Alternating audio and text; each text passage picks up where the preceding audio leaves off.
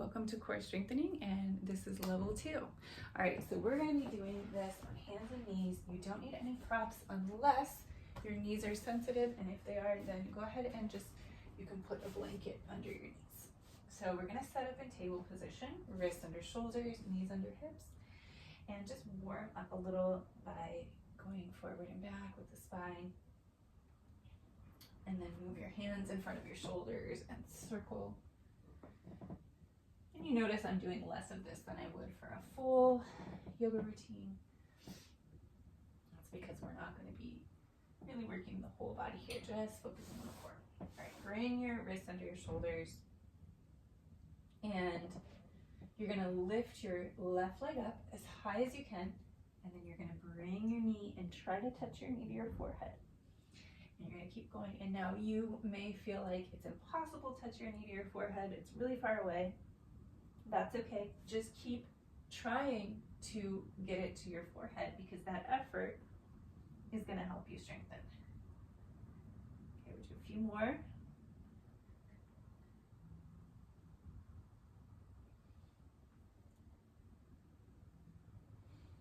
Take the knee down. All right, and between these exercises, we just want to release tension. So around your back, you can arch your back and flatten the back again.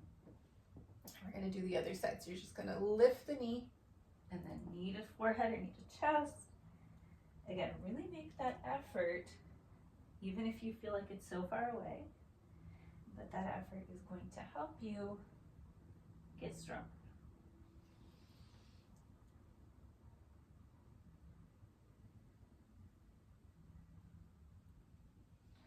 All right, we're going to take the knees apart and just bring your hips to your heels. We're going to release forehead down, release the back, release the core. Take some deep breaths.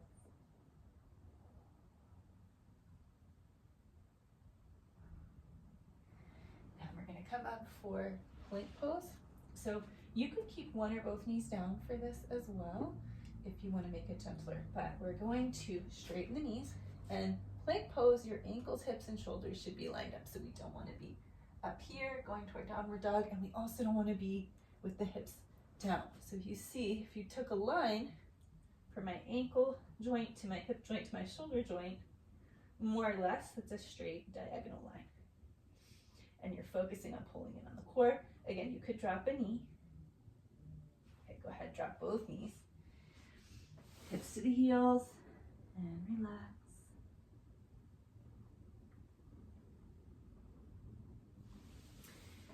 Again, so again, you could drop a knee. If you do drop a knee, it's going to be less that you're going to have to engage your core. So you need to really think about pulling in around that area if you're doing it that way, okay? So you're pulling in around your abdomen, below the belly button, and you can have, of course, the knees up.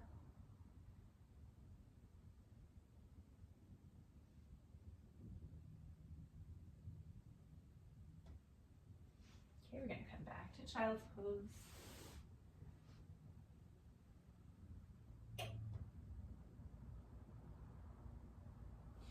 All right, one last one. Now I'm going to demonstrate if you were to have both knees down, you want to have the knees a little behind the hips so that there's not as much support under the core. And then again, there's a straight line, but this time it's knees to hips to shoulders, right? And so you're engaging your core to kind of keep yourself at that level. So we don't want to go down here where it's straightening the back, or up here where we don't really have to work, but kind of at this diagonal, and then you're engaging your core. And again, of course, you could do the one knee, or you could do the full plank.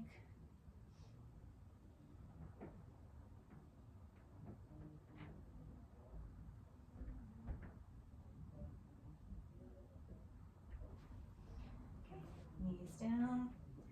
We're going to come into child's pose.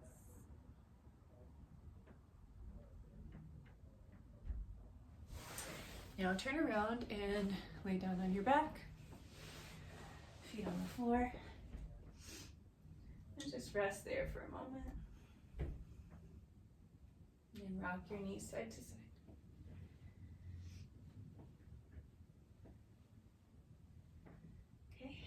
gonna straighten the right leg, and we'll do 3 lifts, just lifting and lowering. So this is getting more into the hip flexors, but again, we're using the core to stabilize. We're gonna do the other side, just lifting and lowering.